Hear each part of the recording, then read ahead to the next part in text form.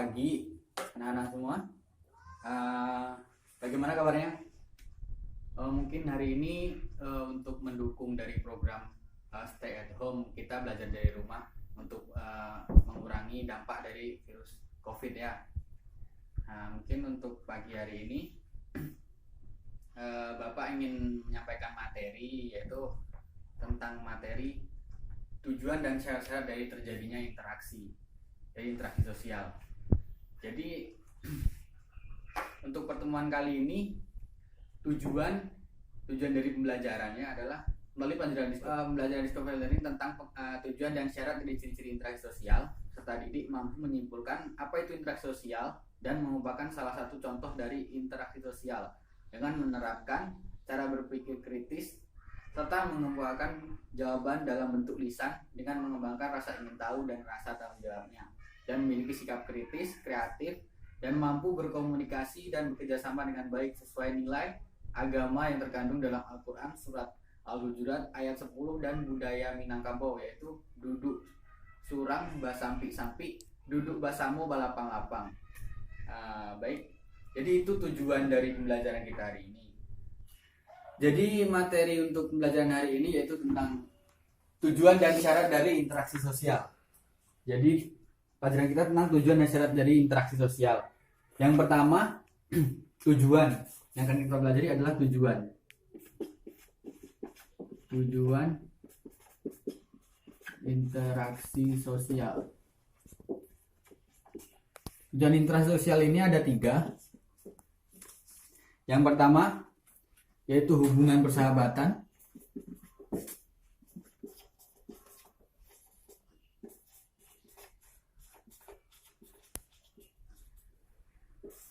Yang kedua yaitu hubungan usaha. Dan yang ketiga adalah hubungan diskusi. Itu untuk tujuan dari interaksi sosial. Kemudian yang kedua yang akan kita pelajari yaitu tentang syarat dari interaksi sosial.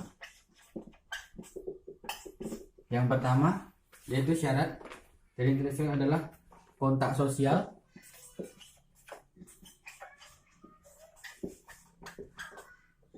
Yang kedua adalah komunikasi. Itu adalah 2 submateri yang akan kita pelajari untuk hari ini. Untuk menjelaskan dari materi yang pertama, Bapak di sini ada PPT untuk menjelaskan.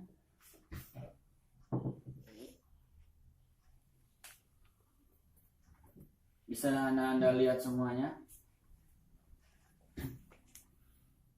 Yaitu tujuan dan syarat interaksi. Yang pertama, tujuan interaksi sosial, yaitu selayaknya menjalin sebuah hubungan. Interaksi sosial juga memiliki tujuannya sendiri, baik tujuan individu maupun kelompok kepentingan. Berikut adalah tujuan dari interaksi sosial yang harus kita ketahui. Yang pertama adalah hubungan persahabatan. Hubungan persahabatan adalah bisa dibangun dari lingkungan mana saja, baik keluarga, masyarakat maupun lingkungan kerja. Di sini dapat kita contohkan bagaimana di kelas ini mungkin ada si Bayu mungkin dengan si Andi yang bersahabat. Mungkin mereka bukan hanya di kelas saja mereka berteman, bisa saja mereka berteman di luar kelas, mereka bermain bersama, mungkin saling mengenal satu keluarga ini dengan keluarga yang lain. Selanjutnya yaitu menjalin hubungan usaha.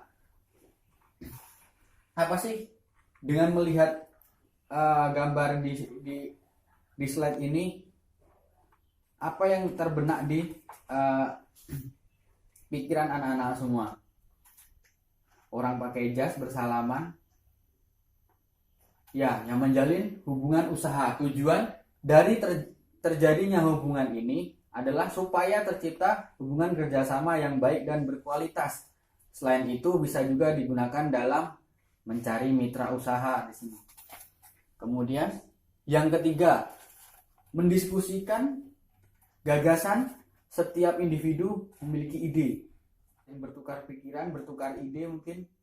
Jadi di situ mendiskusikan gagasan. Setiap individu memiliki ide, gagasan atau pemikiran yang butuh disampaikan kepada orang lain dan mengerti akan hal tersebut. Dan salah satu tujuan dari interaksi adalah untuk mengungkapkan gagasan dan mendapatkan feedbacknya. Itu adalah materi kita yang pertama tadi, yaitu tentang tujuan dan interaksi sosial, yaitu tentang ketiganya tadi ya, hubungan persahabatan, hubungan usaha, dan juga hubungan diskusi tadi. Untuk selanjutnya kita masuk pada syarat dari interaksi sosial itu. Baik, kita kembali ke PPT. Syarat terjadinya interaksi sosial. Yang pertama di situ ada kontak sosial. Itu ada para ahli. Ahlinya di sini menurut Sujono Sukamto. Jadi menurut Sujono Sukamto, yaitu interaksi sosial tidak mungkin terjadi tanpa adanya kontak sosial dan komunikasi di sini. Kontak sosial di sini. Kontak sosial adalah diturunkan dari bahasa Latin cum yang berarti bersama-sama dan tangere yang berarti menyentuh. Atau secara sosiologis, kontak sosial tidak selalu terjadi melalui interaksi atau hubungan fisik, sebab orang dapat melakukan kontak sosial dapat dengan pihak lain tanpa saling menyentuh di sini. Kenapa di situ? Contohnya di sini seperti berbicara melalui telepon. Dalam kehidupan sehari-hari, manusia senantiasa melakukan kontak dengan manusia lainnya di sini kan. Untuk selanjutnya,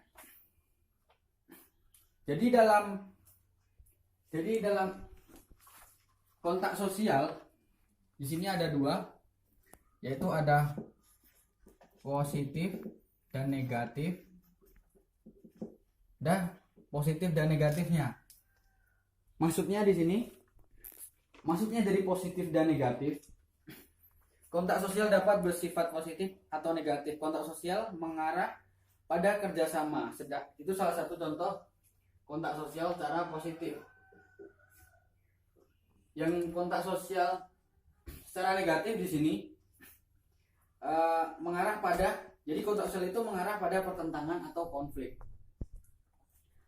Itulah pembahasan mengenai kontak sosial. Selanjutnya yaitu komunikasi. Sebelum kita masuk untuk menjelaskan komunikasi, ada baiknya anak-anak semua untuk Bapak ada sebuah video untuk menyaksikan sebuah video.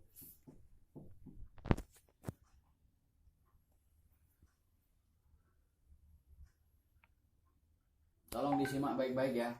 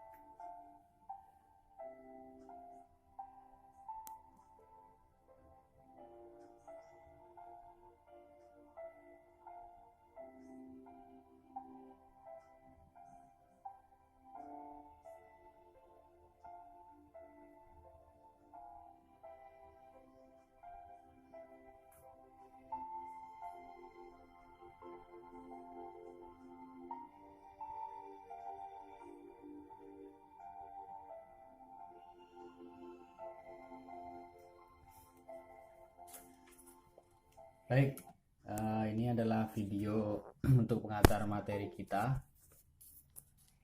Materi kita tentang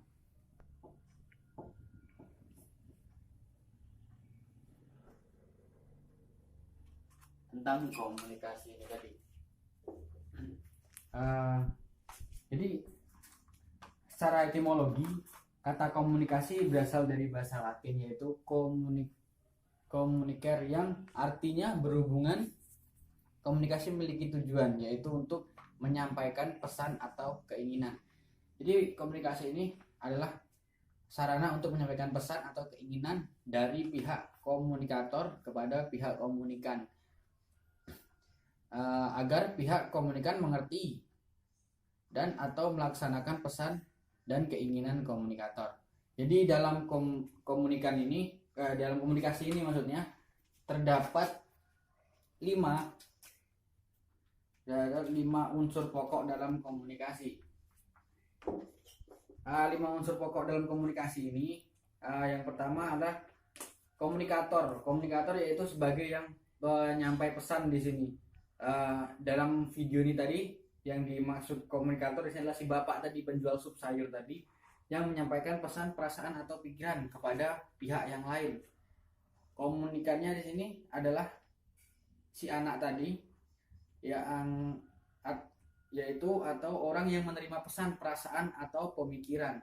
Jadi pesannya itu tadi yaitu bisa berupa pesan, perasaan, informasi, instruksi. Jadi dalam video ini tadi pesannya berupa perasaan dari si anak yang membalas budi dari waktu kecilnya si bapak menolong si anak tersebut. Sekarang waktu besarnya, selagi anak itu bisa menolong si bapak, anak itu bisa menolong si bapak yang waktu kecil tadi menolongnya. Yang selanjutnya adalah media atau alat menyampaikan pesan, dapat berupa lisan, tulisan, gambar, atau lain sebagainya. Itu merupakan 5 contoh dari materi kita, yaitu komunikasi. Baik, itu merupakan materi kita. Apakah ada dari anak-anak yang ingin menanyakan dari materi kita pada pagi hari ini, yaitu tujuan dan syarat interaksi sosial? Cukup sekian materi kita untuk pagi hari ini tentang tujuan dan syarat interaksi sosial. Semoga anak-anak sekalian paham. Itu harapan dari Bapak sekalian. Semoga sehat selalu, tetap stay home, agar kita membantu dari semoga virus COVID ini cepat berlalu. Baik, terima kasih. Akhir kata, wassalamualaikum warahmatullahi wabarakatuh.